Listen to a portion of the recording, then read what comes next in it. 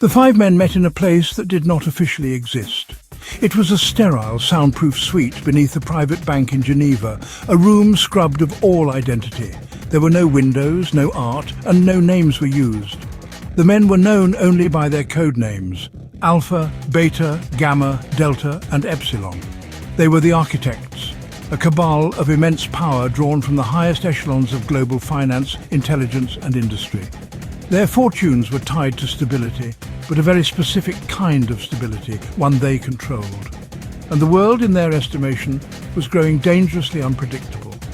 Alpha, a gaunt figure with the cold eyes of a lifelong banker, began the meeting. He did not waste time with pleasantries. He spoke of markets teetering on the edge, of geopolitical alliances shifting like sand. He pointed to the instability emanating from the Middle East and the unpredictable nature of American politics. The current trajectory, he explained in a flat, dispassionate tone, was unacceptable. It threatened decades of carefully constructed financial and political infrastructure. The others listened in silence, their faces illuminated by the soft glow of a single overhead light. Each man understood the stakes. Their problem had a name: Donald Trump. His policies were erratic. His relationship with traditional allies was strained, and his hardline stance on Iran, while useful in the past, now threatened to ignite a conflict they could not fully control. The recent news cycles were filled with reports of confirmed Iranian plots and counterplots, a chaotic dance of threats that made long-term planning impossible. The architects did not care for chaos. They required order, a predictable sequence of events that served their interests.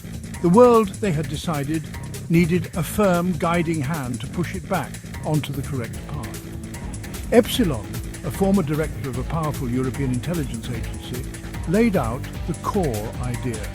It was simple in its audacity. If a war with Iran was becoming inevitable due to the escalating tensions, then it must be a war on their terms.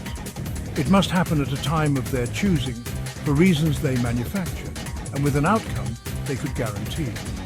The plan was not to prevent the conflict, but to trigger it. They would give the world the casus belli it seemed to crave, but they would write the script themselves. The operation was given a name: False Crescent. It would be their masterpiece of global manipulation. The plan, codenamed Operation False Crescent, was a study in meticulous detail. It was designed by Delta, a man who had orchestrated coups and counter-coups on 3 continents. The target would be Donald Trump. The location would be the upcoming World Economic Forum in Davos, a place teeming with global leaders and media. The attack would not be lethal. That would create a martyr and unpredictable emotional fallout. Instead, it would be a near miss, a dramatic and public attempt on his life.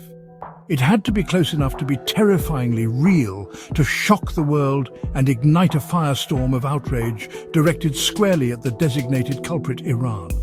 The key was verisimilitude. The evidence had to be flawless, pointing in one direction only. Delta outlined the steps.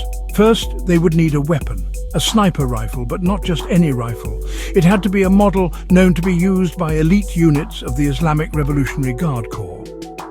They would procure a Steyr HS.50, an Austrian rifle that had been documented in the hands of Iranian proxies in Syria and Iraq. The ammunition would be custom-made, with markings that could be traced back to a specific batch supposedly stolen from an IRGC armory. Every detail had to withstand the deepest scrutiny of forensic experts. Next came the digital trail. Beta, a tech billionaire who understood the architecture of the internet better than anyone, was tasked with creating a ghost. He would fabricate a complete digital life for a non-existent Iranian operative. This ghost would have encrypted email accounts, posts on fringe social media platforms praising martyrdom, and a history of online communication with known IRGC-linked figures. The communications would be carefully backdated and inserted into server logs through sophisticated backdoors, creating a breadcrumb trail that would lead investigators on a predetermined path directly to Tehran. Finally, there was the human element. They needed a shooter, a professional who could guarantee a near miss under extreme pressure. This operative would have to be skilled but also disposable. After the shot was fired, they would need to vanish, leaving behind a carefully curated set of clues. A burner phone with calls to numbers in Iran, a laptop with plans and communications, a small worn copy of the Quran with specific passages highlighted. Every piece of the puzzle would be designed to scream state-sponsored Iranian terrorism, transforming a carefully staged event into a geopolitical catalyst. The narrative required a face, a name to pin on the crime. The architects could not simply invent a person out of thin air. That would be too risky. Instead, they found the perfect candidate, Reza Asghari, a disgruntled former mid-level officer in the IRGC who had fled Iran years ago. Asghari was living in obscurity in Turkey, bitter and forgotten. He was real, he had a verifiable past with the IRGC, and most importantly, he had no family and no connections who would fight for his innocence. He was a blank canvas onto which they could paint their story of a radicalized agent activated for a deadly mission. The first step was to build a legend around Asghari without his knowledge. Using their vast financial resources, the architects began to move money through a complex web of shell corporations and offshore accounts. The transactions were designed to mimic the way terrorist cells are funded. Small, untraceable wire transfers were made into accounts that could be loosely linked to Asghari. They purchased supplies, climbing gear, maps of Davos, surveillance equipment, using stolen credit cards, and had them delivered to anonymous drop boxes, creating a physical trail that investigators would later uncover and link to their patsy. Simultaneously, Beta's team went to work on Asghari's digital footprint. They hacked his old dormant email and social media accounts. Slowly, they began to change his online persona. Old posts were subtly edited. New, radical content was posted and backdated. They created fabricated conversations between Asghari and a deep-cover asset within a European intelligence agency, who was posing as an IRGC handler. The conversations, conducted over encrypted channels, would detail the planning of the attack on Trump, mentioning specific details of the operation that an outside observer could never know. This would be the smoking gun for intelligence agencies. The final piece was to ensure Asghari was in the right place at the wrong time. A few weeks before the planned attack, a front company working for the architects offered him a lucrative security job in Switzerland. The offer was too good to refuse. They arranged his travel and accommodation, placing him in a small town near Davos. He was told to await instructions for his assignment. Reza Asghari, believing his luck had finally turned, had no idea he was being moved into position like a pawn on a chessboard. He was the ghost, the villain of the story, and he would never even know the role he was playing. With the plan set and the patsy in place, the architects needed to hire the hands that would execute the operation. This task fell to Epsilon, the spymaster. He reached out through deniable channels to a man known only as the Artisan. The Artisan was not an assassin. He was a logistical artist, a specialist in creating flawless illusions for clandestine operations. He was a legend in the grey world of private intelligence, a man who could source anything and arrange anything for the right price. He never met his clients and communicated only through encrypted single-use channels. The artisan's first task was to recruit the shooter. He needed more than just a marksman. He needed a disciplined professional who could follow a very specific, high-stress script.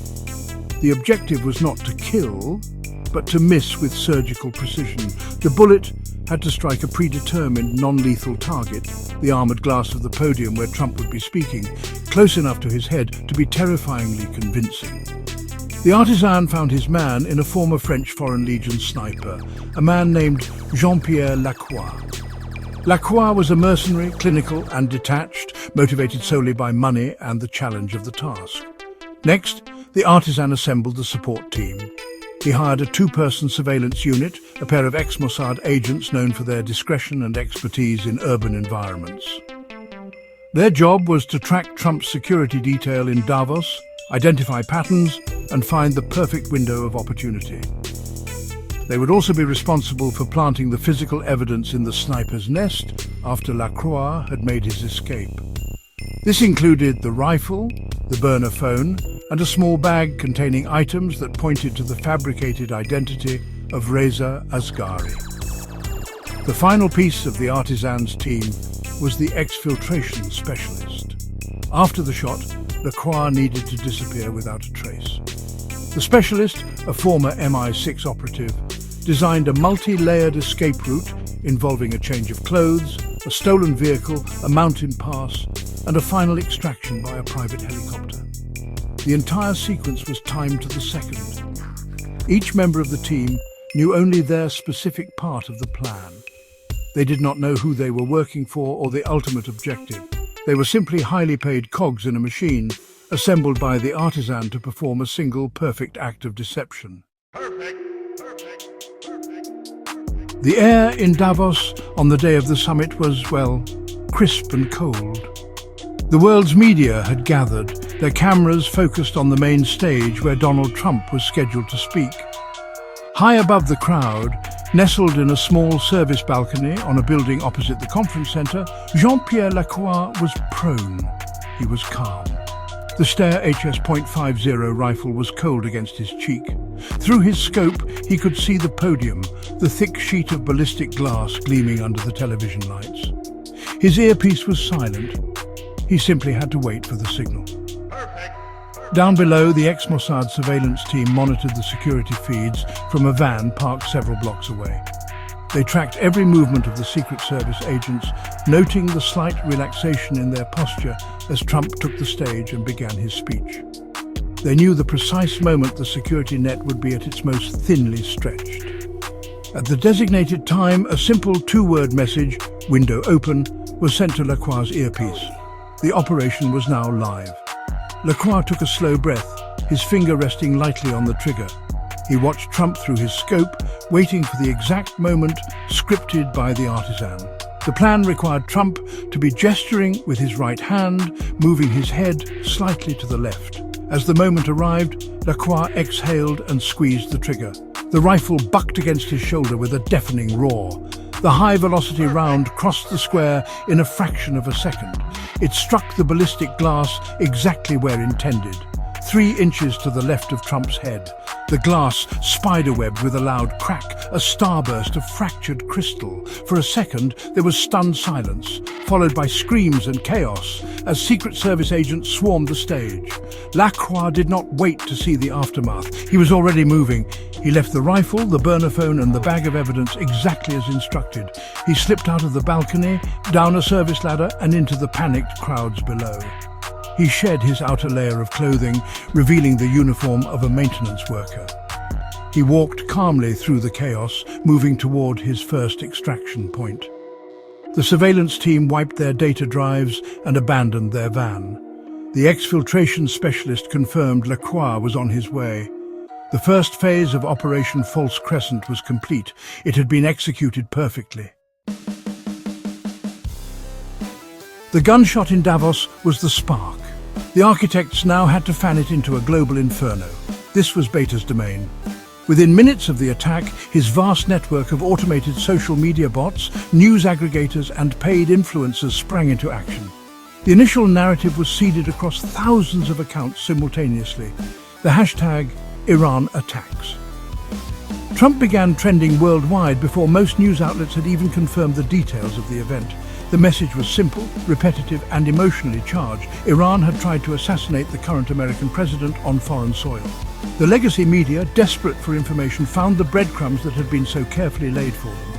Anonymous intelligence sources, assets controlled by Epsilon, began leaking information to trusted journalists. They spoke of chatter intercepted weeks ago, of a shadowy IRGC plot. They hinted at the identity of the suspected shooter, Reza Asghari, and his history with the Iranian regime. News channels ran the story with dramatic headlines: Iran's assassination plot and President Trump escapes death in Davos. The narrative was no longer a suggestion, it was being reported as an emerging fact. Beta's team then amplified the official reports, creating a powerful feedback loop. Social media bots shared news articles from major outlets, while opinion pieces written by paid commentators appeared on websites across the political spectrum, all demanding a swift and powerful response. They used deepfake technology to create audio clips of what sounded like Iranian officials celebrating the attack, which were then leaked on secure messaging apps and quickly spread online. Any dissenting voices or questions about the evidence were immediately drowned out by a tsunami of manufactured outrage labelled as conspiracy theories or apologists for terrorism. The final touch was the confirmation from Allied intelligence agencies. The architects activated assets within the British, French and Israeli intelligence communities. These agencies, using the fabricated evidence fed to them by Epsilon, independently verified the Iranian connection. The Israeli Prime Minister held a press conference, citing the event as proof of Iran's unrelenting campaign of terror. With the world's media, social media and key governments all singing from the same hymn sheet, public opinion solidified. The lie became the truth. The world was now demanding war. The political fallout from the Davos attack was immediate and severe. In the United States, there was a rare moment of bipartisan fury. Politicians from both parties condemned the cowardly act of state-sponsored terror. The current US president, facing immense public pressure, had little choice but to adopt a hardline stance. The carefully planted evidence was presented in a closed session of Congress. The fabricated digital trail of Reza Asghari, the ballistics report on the IRGC rifle, and the confirmations from Allied intelligence agencies painted a damning and unequivocal picture. Iran's denials were dismissed as predictable lies. The international community was fractured. While key Western allies stood with the United States, others urged caution. Russia and China called for a full, independent UN investigation, but their calls were vetoed by the US in the Security Council. The architects had anticipated this, using it to further their narrative of an axis of obstruction shielding a rogue state. The pressure was mounting. Naval fleets were redirected to the Persian Gulf. Military bases in the region were placed on high alert. The drums of war beat louder with each passing day, amplified by the relentless 24-hour news cycle. Iran found itself in an impossible position.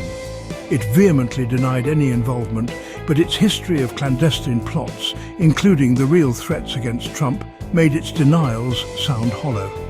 The discovery of Reza Asghari's body in a Swiss hotel room, a suicide staged by the artisans' team after they had no more use for him, was presented as the final proof. The media portrayed him as an operative who had taken his own life to avoid capture. The narrative was now sealed.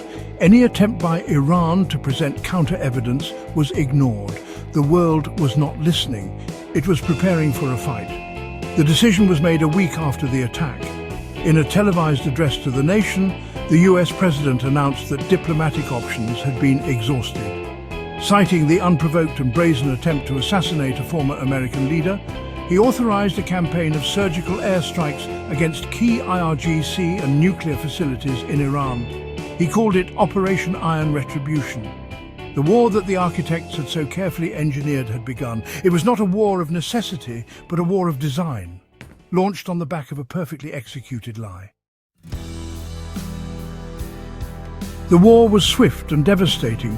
The targeted US and Israeli airstrikes crippled Iran's military infrastructure and set its nuclear program back by decades. Iran retaliated, but its response was disorganized and ineffective against the overwhelming technological superiority of its adversaries. The conflict, however, did not remain contained. It destabilized the entire Middle East, creating new power vacuums and reigniting old sectarian conflicts. This was precisely what the architects had intended. Chaos, when controlled, is a powerful tool for reshaping the world. In the aftermath, the global order was fundamentally altered. The United States, having asserted its military dominance, re-established a more interventionist foreign policy. Alliances were strengthened with traditional partners who had supported the war, while nations that had urged restraint found themselves marginalized. The price of oil skyrocketed, generating immense profits for the energy corporations connected to members of the architects. Defense companies' stocks soared, enriching the industrial players within the cabal. The war for them was immensely profitable. Politically, the world shifted to the right. The attack and subsequent war fueled a new wave of nationalism and security-focused governance. Surveillance powers were expanded and civil liberties were curtailed in the name of fighting global terror. The narrative of the Iranian threat became a permanent fixture, a useful tool for justifying future military spending and foreign interventions. The architects had not just started a war, they had created a new, more pliable geopolitical reality that was far more conducive to their long-term financial and political interests. The world had been successfully pushed onto the path they had chosen. The unpredictable variables had been eliminated, replaced by a new, more manageable set of conflicts and alliances. The global chessboard had been reset, and they were the only ones who understood the new rules because they had written them. From their silent, sterile rooms, they watched the world burn and rebuild according to their design. Their work was done. The new order was in place, built upon the foundation of a single, perfectly aimed bullet that had missed its target but hit its mark. The final phase of Operation False Crescent was the most critical, the cleanup. A lie of this magnitude could only survive if every loose end was tied, every trace of its creators erased. Epsilon and the artisan oversaw this process with ruthless efficiency. The operatives who had carried out the attack were the first loose ends. Jean-Pierre Lacroix, the sniper, received his final payment in untraceable cryptocurrency. He was then given a new identity and a one-way ticket to a remote corner of Southeast Asia, with the implicit understanding that he was to remain a ghost for the rest of his life. The support team was handled with similar precision. The ex-Mossad surveillance pair and the MI6 exfiltration specialist were paid and scattered to different continents, their contracts terminated.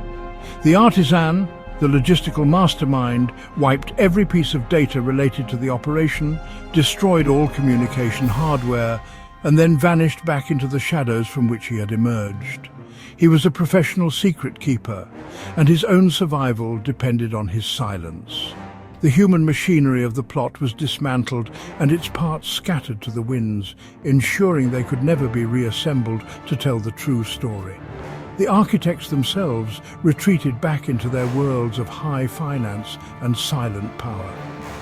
They held no victory parties. They did not celebrate. Their success was measured in the cold, hard data of stock market trends, oil prices, and geopolitical risk reports. They had never met in person after that initial meeting in Geneva, and they would never do so again. Their communications ceased. The cabal dissolved. Its purpose served. They were once again just powerful men, their connection a shared secret buried under the weight of a global conflict. The truth of Operation False Crescent was lost to history, becoming just another conspiracy theory debated on obscure corners of the internet, easily dismissed by the official manufactured record. The world moved on, forever changed by an event that never truly happened.